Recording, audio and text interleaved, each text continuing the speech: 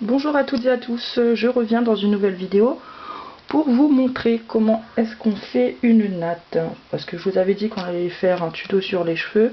Il y aura bien sûr plusieurs vidéos, hein. Aujourd'hui on commence par la natte, ensuite il y aura les vrilles, les torsades, le méché, en fait il y aura plein d'autres choses. Donc on va commencer aujourd'hui avec la natte. Et pour ça je vais d'abord vous montrer théoriquement comment est-ce qu'on fait les traits de construction. Donc la natte, elle est bien plus grosse en haut et elle descend en bas en s'affinant, avec un trait au milieu pour déterminer où est-ce qu'on va placer le zigzag. Voilà, qui devient un peu plus fin vers le bas. Ensuite, on va prendre la pointe du zigzag et on va remonter pour venir toucher les traits du haut, comme ceci. Donc là, on voit déjà bien la tresse se dessiner. Vous ferez les traits de construction, vous, en bien plus clair et surtout, ça c'est juste pour vous montrer, hein, surtout avec quelque chose qui s'efface.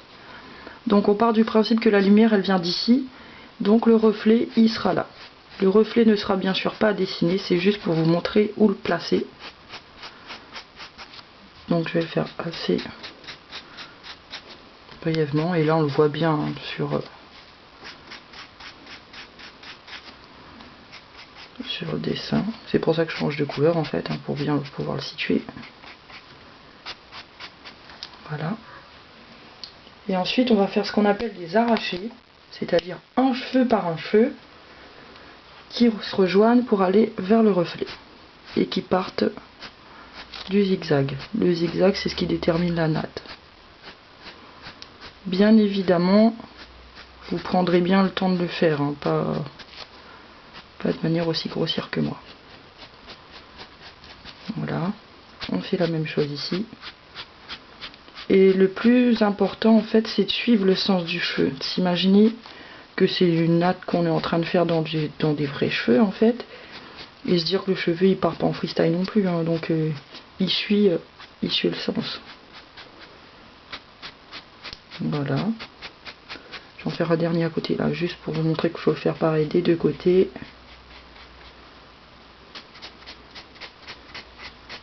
Comme ceci.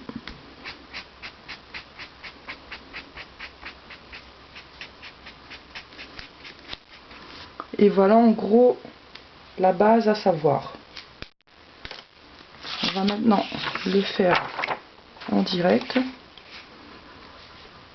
Donc toujours la même chose, hein, le zigzag qui est plus gros et qui descend en s'affinant. Voilà. Pareil pour les traits qui doivent se rejoindre par ici.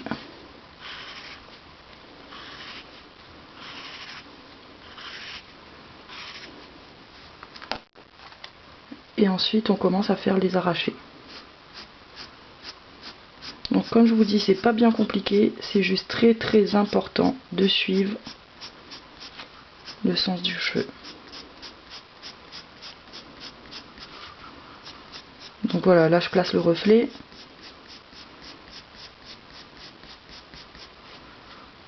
Et on fait la même chose de l'autre côté.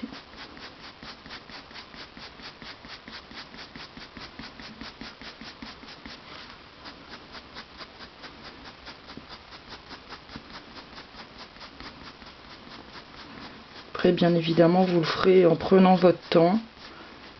Faire des beaux traits. Pas non plus que ce soit quelque chose de bâclé. Là, je le fais assez vite parce que moi, le montage, ça fait 2, voire plus. Donc, j'essaie de vous montrer en gros ce que ça doit donner une fois dessiné, hein.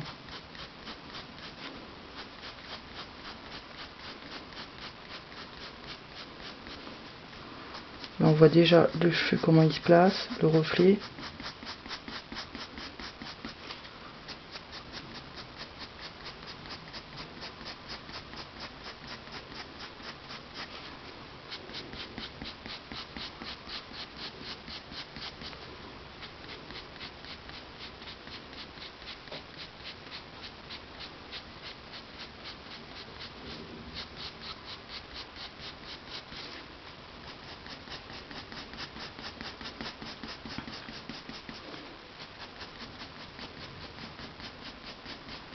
Oui, on met aussi un petit peu d'arrondi, hein, vu que la natte elle est pas plate non plus. Et si on fait les arrachés trop droits, on n'aura pas cet arrondi de natte, justement, ce relief. Il ne sera pas vu. Donc on arrondit bien.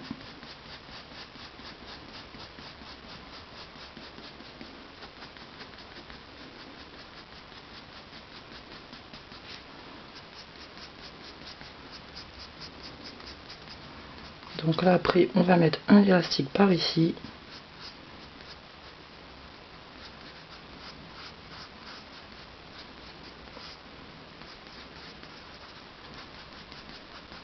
Pour finir le cheveu en fait.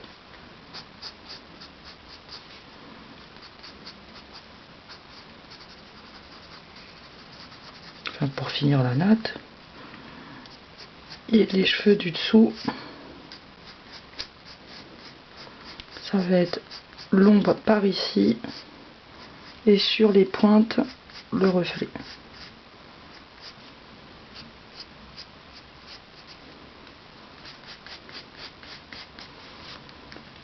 Et voilà. Donc ensuite, il ne faut pas hésiter à bien fignoler. Il ne doit plus y avoir de blanc. Et après, si on veut, on peut rajouter des petits cheveux qui dépassent pour faire un peu plus réaliste. Ça aussi en suivant le sens du cheveu.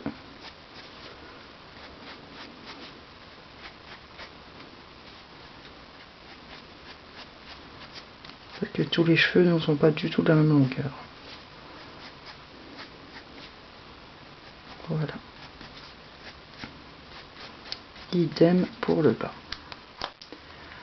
Et voilà, j'espère que ça vous a plu. Je vous dis à bientôt dans une prochaine vidéo et merci d'avoir regardé. Au revoir.